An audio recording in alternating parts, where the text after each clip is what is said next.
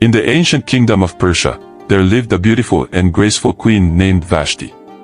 She was married to King Xerxes, a powerful ruler who governed a vast empire stretching from India to Ethiopia.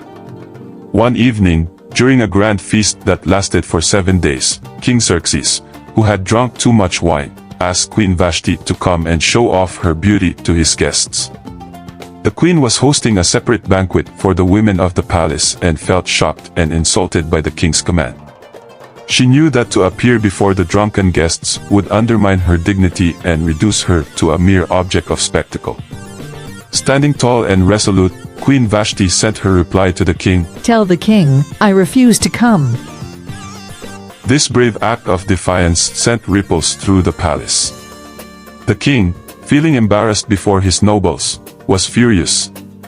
His advisors, worried that Vashti's refusal would encourage other women to disobey their husbands, urged the king to make an example of her. Reluctantly, King Xerxes decreed that Vashti was to be banished from the palace, never to see him again. Queen Vashti is banished from my sight. She cannot come before me anymore. The queen accepted her fate with the same grace and strength that had guided her refusal. She gathered her things, bid farewell to her attendants, and left the palace.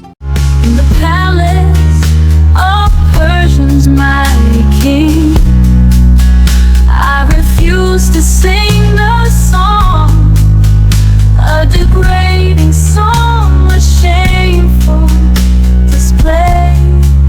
Though I knew the king's wrath, I stood my ground, my fate is sealed. But I won't decline. I am Vashti. I've got respect for myself. I am Vashti. I've got some integrity. You can take the crown, take the throne, but I won't let you take my dignity. Oh, you can take the crown, take the throne, but I won't let you take my dignity from me.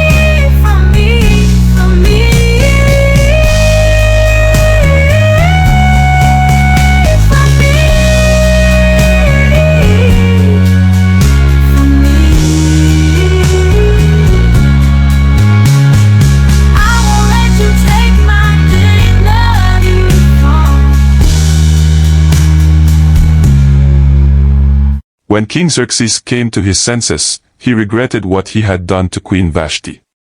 He realized he had acted rashly and missed her dearly. He asked, Who counseled me to banish Queen Vashti? Furious with his advisors for their poor advice, the king had them punished. For he loved and missed Queen Vashti very much. These were days where kings were slaves only to their own words. The decision to bring before him Queen Vashti, wearing her royal crown, was made in a drunken state, and the decision to remove her as queen was also made in a drunken state of mind. No wonder the book of Proverbs 31 verse 4 and 5 rightly advise, It is not for kings, O Lemuel. It is not for kings to drink wine, nor for princes strong drink, lest they drink and forget the law, and pervert the judgment of any of the afflicted. Years passed, and the story of Vashti's bravery spread.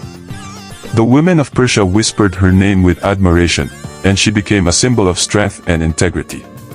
She settled in a small village, living quietly but never forgotten by those who revered her courage. One day, a terrible plague struck the kingdom. The people were desperate, and the king, now married to the wise and brave Esther, was at a loss. Esther, who had heard the stories of Vashti's strength, decided to seek her out. She found the former queen living a modest life, yet still possessing the same grace and wisdom. Please, Queen Vashti, return to the palace and help save the kingdom.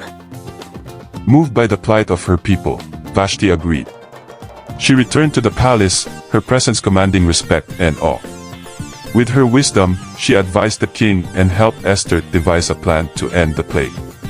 The kingdom was saved, and the people rejoiced. Vashti, having fulfilled her purpose, chose to leave the palace once more. But this time, she left as a hero.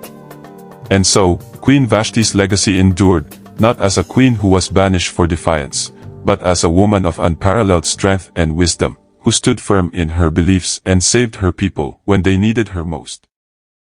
I am Vashti. Please subscribe to this channel, like and share this video. Thank you.